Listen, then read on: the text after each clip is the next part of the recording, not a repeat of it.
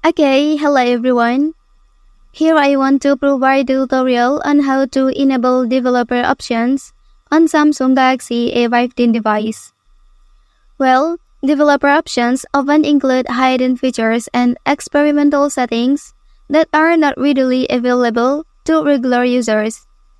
And by enabling developer options, grant users access to these hidden features, which can range from advanced network settings to additional system informations and diagnostic tool. And then to enable developer options on this device, please open the settings menu on your device. Okay, and then here please scroll down and then select About Phone option.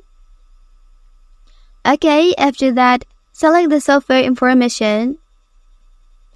Last, you can tap on the build number option 7 times.